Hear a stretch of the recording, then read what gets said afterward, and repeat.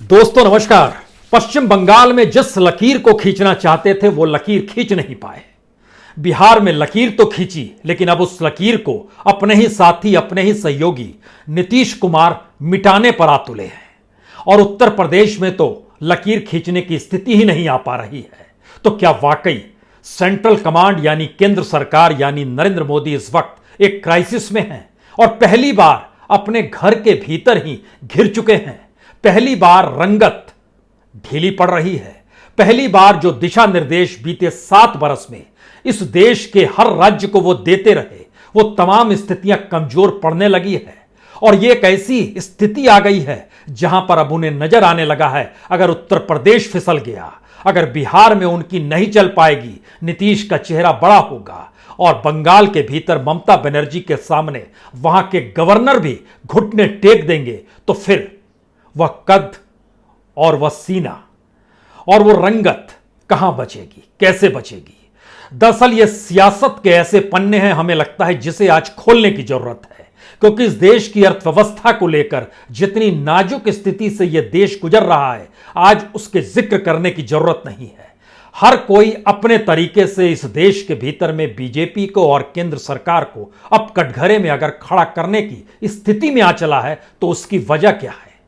क्योंकि इस देश के भीतर में बीजेपी का मतलब, आरएसएस का मतलब, सरकार का मतलब सिर्फ एक ही नाम बीते 7 बरस से रहा है, वो नाम नरेंद्र मोदी का है।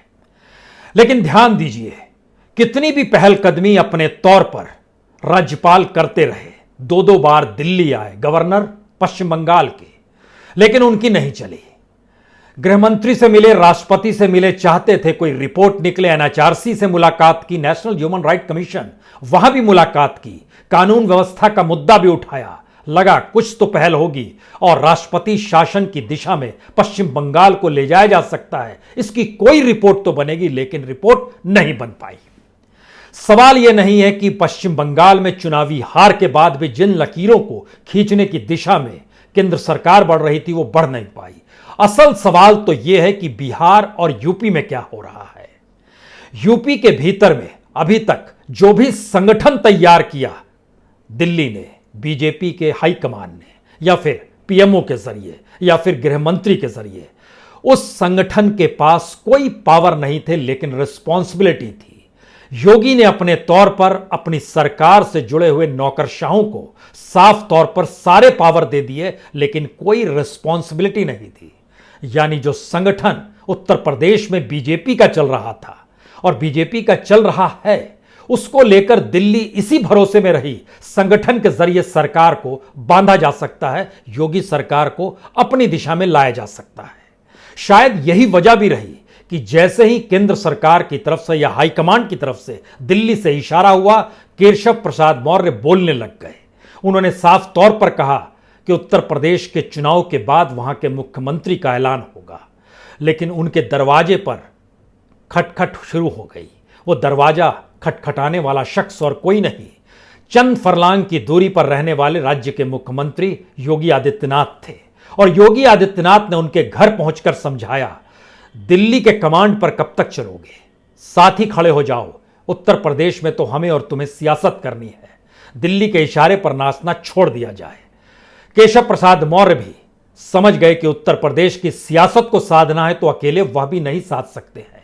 आरएसएस भी समझ गई कि मौर्य को भी साथ लीजिए, योगी आदित्यनाथ को भी साथ लीजिए, क्योंकि इस जोड़ी के भीतर अगर दिल्ली हाईकमांड का चेहरा ले आइएगा तो भी चुनावी जीत मिल जाएगी, ऐसी स्थिति दिखाई नहीं देती है। और उसकी सबसे बड़ी वजह है कि उत्तर प्रदेश के भीतर नहीं बल्कि देश के भीतर भी कोविड से जितनी बड़ी तादाद में लोगों की मौत हुई है, उन मौतों को छुपाया गया क्या?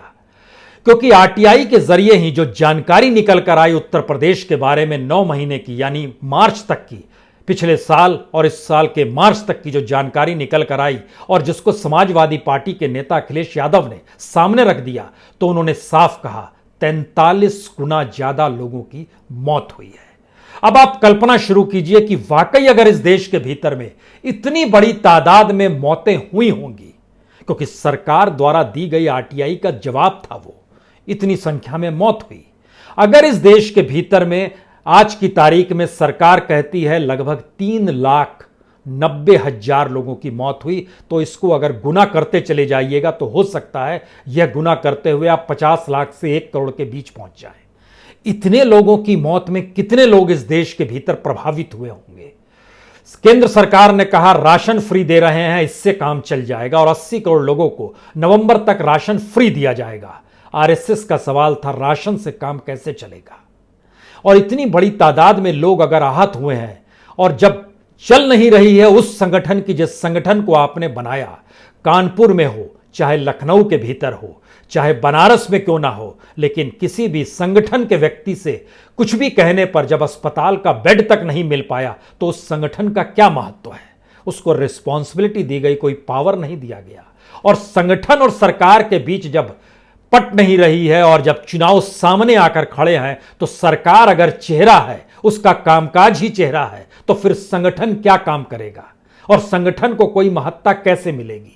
इस उलझन ने एक नई परिस्थिति को उत्तर प्रदेश के भीतर जन्म दे दिया और उत्तर प्रदेश की सियासत दिल्ली को सीधे चुनौती देने से पीछे नहीं हट रही है। लेकिन इसी प्रक्रिया में बिहार के भीतर नीतीश कुमार को भी लगने लगा अगर ये नाव डूब गई तो फिर आने वाले वक्त में वो क्या करेंगे। कल तक तो सुशील मोदी उनके साथ बिहार में खड़े रहते थे, लेकिन अब तो बीजेपी का कौन सा नेता उनको कब कहां से किस रूप में लंगड़ी मार दे, ढाई चाल चल दे, वह मुश्किल में आ जाएंगे। शुरुआत में ही रामविलास पासवान की लोक जनशक्ति पार्टी को तोड़ा गया। यानी जो हनुमान बने हुए थे लोक जनशक्ति पार्टी के रामविलास पासवान के बेटे, और जो उन्होंने निर्णय लिया था कि वह जेडीयू के खिलाफ यानी नीतीश के खिलाफ जाएंगे और किसी भी तरीके से वह बीजेपी के पक्ष में रहेंगे, नीतीश ने उसे ही ढाई चाल से मात दे दी। एलजेपी बढ़ गई, लेकिन बिहार में मान्यता मिलती है बेटे को ही, यह भी सच है। लेकिन सवाल तो नंबर गेम का है। और जो 5 सांसद हैं अगर वो जेडीयू के साथ हैं, एक विधायक अगर वो जेडीयू के साथ है और आने वाले वक्त में अगर एलजेपी बढ़ गई और धीरे धीरे एक वक्त के साथ एलजेपी अगर मर्ज भी कर जाएगी जेडीयू में, तो घाटा किसे होगा? बीजेपी को होगा। बीजेपी ने इतने बरस की मेहनत जो की, वो मेहनत किसी रंगत में नहीं आ पाई। ये ठीक वैसे ही है जैसे जो मेहनत यूपी को लेकर संगठन खड़ा करके की और वहां पे सुनील बंसल को भेजा गया, वहां पर संतोष जी को भेजा गया जो संगठन देख रहे हैं, राधा मोहन जी की रिपोर्ट तैयार कराई गई, गवर्नर आनंदीबेन को बनाया गया, लेकिन वो सारी मेहनत बेकार है। और ठीक इसी तरीके से पश्चिम बंगाल में गवर्नर जो मीडिया के भीतर जाते रहे, मीडिया के प्रोग्राम्स में गए, लगातार कहते रहे, लगा ही नहीं कि कभी वह गवर्नर है, वो हर वक्त एक पॉलिटिशियन दिखाई दिए। यानी संवैधानिक लकीर गवर्नर हाउस के सामने बड़ी धूमिल पड़ती चली गई, उनका अरंदाज बोलने का सियासी लगा।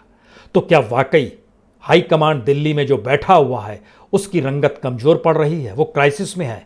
क्योंकि इन पन्नों को जब और टटोलना शुरू कीजिएगा तो आपके सामने कुछ जानकारी और निकल कर आएगी। ये जानकारी बहुत साफ है। अगर दिल्ली से पीएमओ संगठन को लेकर काम कर रहा था, उत्तर प्रदेश में सुनील बंसल बीएल संतोष काम कर रहे, तो ध्यान दीजिए केशव प्रसाद मौर्य जो 7 कालिदास मार्ग में रहते हैं और 5 कालिदास मार्ग में जब योगी आदित्यनाथ रहते हैं, बीते 4 साढ़े 4 बरस में वो कभी उनके घर नहीं गए। अभी क्यों गए? एक बात।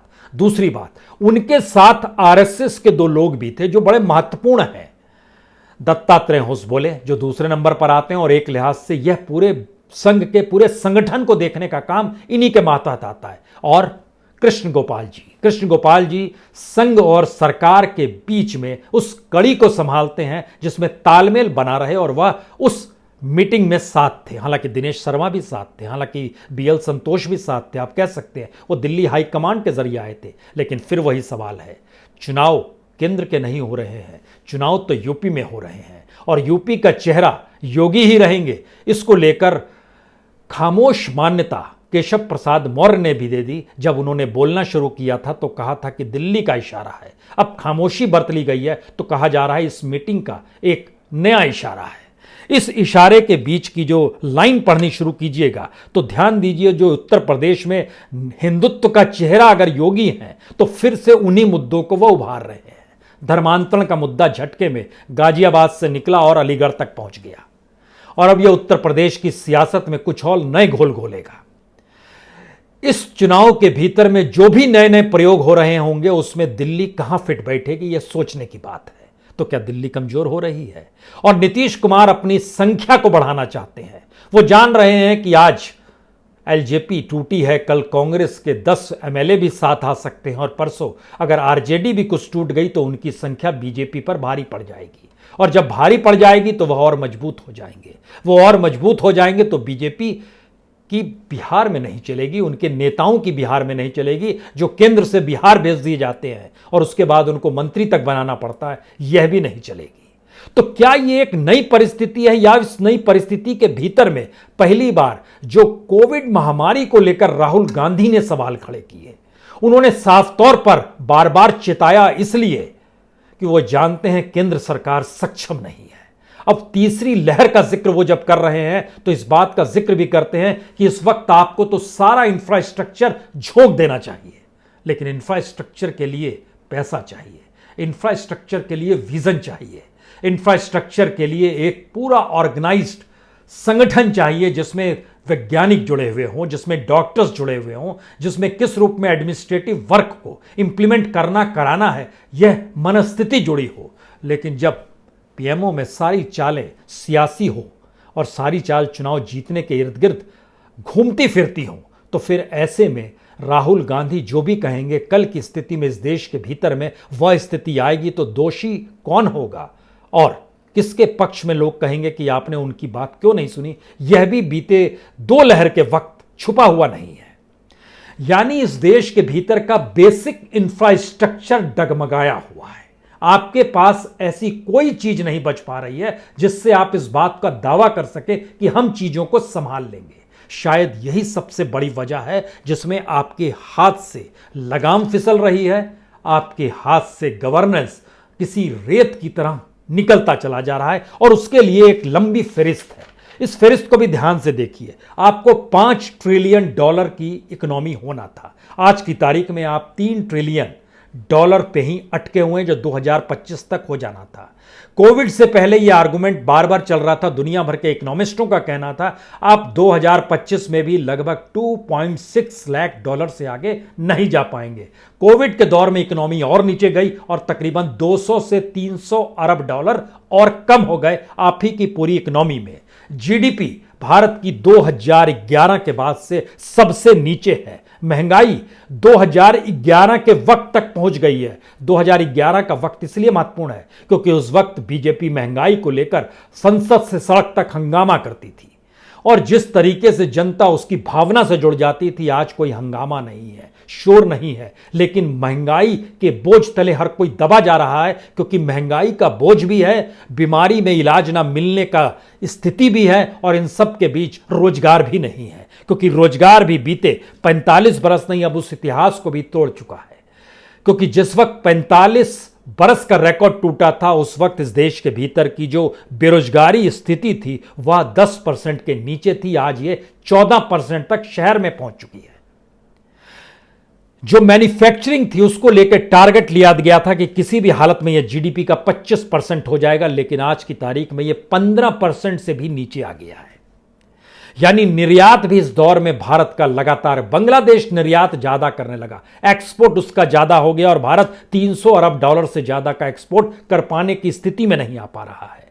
आमदनी से ज्यादा भारत में कर्ज बढ़ता चला जा रहा है, और ये 2010 में जो स्थिति थी इस देश की इकोनॉमी की, जिसमें आमदनी ज्यादा थी और कर्ज बढ़ते चला जा रहा था, आय हो नहीं पा रही थी सरकारों की, यह स्थिति 2010 से भी कहीं ज्यादा बदतर हो गई है। इंफ्रास्ट्रक्चर हमारा अटक चुका है। 500 से ज्यादा सेंट्रल प्रोजेक्ट इतने विलंब से चल रहे हैं कि वह 2 साल से 6 साल के बीच अब पूरे हो पाएंगे, उस पर होने वाला खर्च भी बढ़ जाएगा।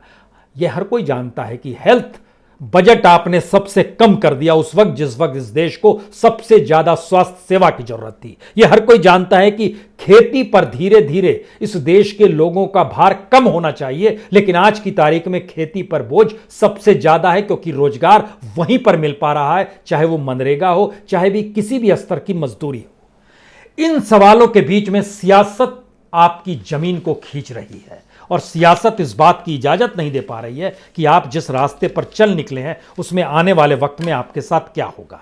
इसी प्रक्रिया में पहली बार बनारस प्रधानमंत्री की कॉन्स्टिट्यूंसी है, गोरखपुर योगी आदित्यनाथ की कॉन्स्टिट्यूंसी है, तो उत्तर प्रदेश के भीतर की परिस्थिति को जरा समझने की कोशिश कीजिए।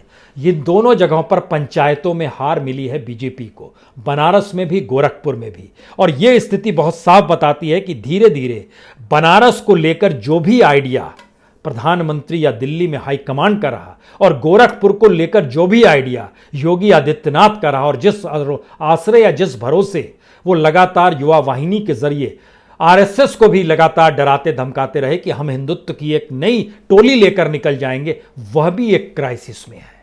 यानी सवाल है कि एक बीजेपी के भीतर से आवाज निकल रही है, वह भी मजबूत नहीं है। यानी यह कतई आवश्यक नहीं है कि योगी की आवाज मोदी पर अगर भारी पड़ रही है तो योगी की आवाज उत्तर प्रदेश के भीतर भी बहुत भारी लगे, ऐसा भी नहीं है। क्योंकि और यह भी एक स्थिति है कि पंचायत चुनाव में समाजवादी पार्टी की जीत जो है, वो समाजवादी पार्टी की जीत उसके कार्यों से नहीं है, बल्कि जनता ने वैकल्पिक तौर पर चुन लिया। कोई काम समाजवादी पार्टी ने किया था ऐसा बिल्कुल नहीं है, लेकिन बीजेपी को हराना है तो सामने जो ऑप्शन मिला उसको चुन लिया गया, और समाजवादी पार्टी को इसीलिए जीत मिल गई। अब समाजवादी शायद उस घोड़े पर सवार है जिस घोड़े में उसको दिखाई देने लगा कि अब तो वो राज्य के मुख्यमंत्री के तौर पर वो बन जाएंगे और राज्य में समाजवादी पार्टी की सरकार होगी। कहना अभी बहुत मुश्किल है, क्योंकि जातीय समीकरण, धार्मिक मुद्दे और जो भी सांगठनिक कार्य है, इन परिस्थितियों की गलियों में जब घूमना शुरू कीजिएगा तो टकराव बीजेपी के संकट का सबसे बड़ा है। लेकिन दूसरी तरफ कुछ भी काम नहीं कर पाने की स्थिति में जब जनता ही किसी को चुन ले, उसी की उम्मीद और आस में पूरी सियासत यूपी की टिकी हुई है। समाजवादी पार्टी हो या कांग्रेस हो या बीएसपी हो, कोई काम नहीं हुआ है। निशाने पर योगी लिए गए, निशाने पर मोदी लिए गए, इससे कतई इनकार नहीं है। लेकिन सोचिए, जनता ही तय कर रही है, और जनता ही तय कर ले कुछ, इसी भरोसे तमाम पॉलिटिकल पार्टीज बैठी हुई है वहां पर, इस भरोसे में चल रही है। क्योंकि जो आवाज निकल कर आती है, एक वक्त केशव मौर्य बोलते हैं, उसके बाद दूसरी आवाज किसी दूसरी सुखदेव भारतीय समाज पार्टी से निकल कर आती है, तीसरी आवाज निषाद की तरफ से निकल कर आती है, जो निर्बल इंडियन शोषित हमारा आमदल जो है उसकी तरफ से निकल कर आती है। यहाँ पे सबसे बड़ा सवाल यह है कि आखिर छोटे छोटे दलों को लेकर उत्तर प्रदेश में जिस सियासत को दिल्ली का हाईकमांड साधना चाहता है, योगी आदित्यनाथ उस दिशा में क्यों नहीं देखना चाहते हैं। उसकी बड़ी वजह है। उसकी वजह सबसे बड़ी यह है कि जो सुखदेव भारतीय समाज पार्टी है, उसने 4 सीटें जरूर जीती, लेकिन उसको कुल वोट जो मिले थे वह लगभग 6 लाख वोट थे। निषाद पार्टी ने 1 सीट जीती, उसको कुल वोट 5.5 लाख मिले थे। अपना दल ने 9 सीटें जीती। अपना दल को इसीलिए जगह दिल्ली में मिल गई अमित शाह के घर पर, जिस दिन योगी आदित्यनाथ मिलने आए थे। उसने 9 सीट जीती, लेकिन उसका भी वोट जो है वो 8.5 लाख ओवरऑल वोट है। अब यहां पर सवाल होता है कि असल लड़ाई इस बात की है कि जो बीएसपी अगर ये मैसेज के साथ कि वो बीजेपी के साथ जा चुकी है मायावती, और उनका अस्तित्व संकट में है, तो उनके जो लगभग 2 करोड़ वोटर थे, जो 2017 में 1,92,00,000 वोटर थे, वो कहां पर जाएंगे। समाजवादी के पास भी लगभग 1,90,00,000 वोट उसको भी मिले थे, वह वोट तो उसके इंटैक्ट रहेंगे, लेकिन 1,92,00,000 वोट बीएसपी के बिखरेंगे या बढ़ेंगे, यह भी एक सवाल है। इसीलिए जो नई स्थिति बनती चली जा रही है, उस स्थिति में जो समीकरण जो भी हो, लेकिन उसमें केंद्र की भूमिका, प्रधानमंत्री मोदी की भूमिका, प्रधानमंत्री के चेहरे की उपयोगिता, दिल्ली के जरिए संगठन के निर्माण की परिस्थिति, इनमें देखिएगा तो आपको कोई रंगत नजर इस बीच में नहीं निकल कर आएगी। और शायद यही सबसे बड़ी वजह है कि लगने लगा है कि अगर उत्तर प्रदेश, बिहार, बंगाल, महाराष्ट्र और तमिलनाडु में बीजेपी की पैठ है नहीं, 39 सीटें हैं। महाराष्ट्र में शिवसेना काउंटर में अगर खड़ी रह गई, और अगर वो वाकई एक ऐसी स्थिति में आ गई जहां एनसीपी और कांग्रेस चुनाव के वक्त भी वोट ट्रांसफर करने की स्थिति में आ जाएगी, तो फिर बीजेपी की गाल वहां भी नहीं करेगी। और बीजेपी की दाल अगर महाराष्ट्र में नहीं गलेगी तो 48 सीट वहां पर भी है। उत्तर प्रदेश की 80 सीट, बिहार की 40 सीट, बंगाल की 42 सीट, महाराष्ट्र की 48 सीट, तमिलनाडु की 39 सीट। कल्पना कर रहे हैं, सिर्फ 5 राज्यों का नाम हमने लिया है, और कुल सीट लगभग 250 सीट, यानी 249 सीट सिर्फ इन 5 राज्यों में है, जहां पर कैसी मशक्कत किस रूप में करेंगे। और छिटपुट राज्यों की तो छोड़ दीजिए, बहुत सारे राज्य हैं जहां पर, लेकिन इसका मतलब है कि यह 80 सीट वाला रास्ता, वो महाराष्ट्र का रास्ता, महाराष्ट्र में भी उद्धव ठाकरे मिलने जरूर आते हैं, लेकिन वह भी मिलकर सिर्फ शरद पवार को चिताते हैं कि अगर आपने इधर उधर किया तो हम बीजेपी के साथ चले जाएंगे। इसका मतलब यह होता है कि अपनी मजबूती को दिखाने के लिए जो प्रयोग किए जा रहे हैं वो शिवसेना के जरिए किए जा रहे हैं, बीजेपी के जरिए नहीं किए जा रहे हैं। तो राजनीति की इस मशक्कत में अब कैबिनेट विस्तार सामने खड़ा है। लगातार दिल्ली ये सोचती रही कि कैबिनेट के जरिए चीजें मैनेज की जाएंगी, लेकिन वह भी मैनेज नहीं हो पा रहा है क्योंकि मध्य प्रदेश में ज्योतिरादित्य सिंधिया शिवराज सिंह चौहान को चाहते हैं कि वो दिल्ली आ जाए और उनको वहां पर गद्दी सौंप दी जाए। यह भी नहीं होगा। शिवराज सिंह चौहान खुद दिल्ली नहीं आना चाहते हैं, लेकिन दूसरा सवाल है कि क्या ऐसी स्थिति आ जाएगी कि अब तोमर को यहां से भेज दिया जाए। इस पर भी सहमति नहीं हो पा रही है। जेडीयू जिन नामों को दे रही है उन नामों में धीरे धीरे वह एलजेपी के लोगों को अपने साथ खड़ा करेगी, इससे भी एक तरह की घबराहट है। बीजेपी के सहयोगी छोटे दल जो हैं उनमें किसको यहां पर दिल्ली में जगह दे दी जाए और इसे किसी राज्यसभा में भेजा जाए जो छोटे छोटे दल चाहते हैं, वहां पर भी दिल्ली हाईकमांड की नहीं चल पा रही है।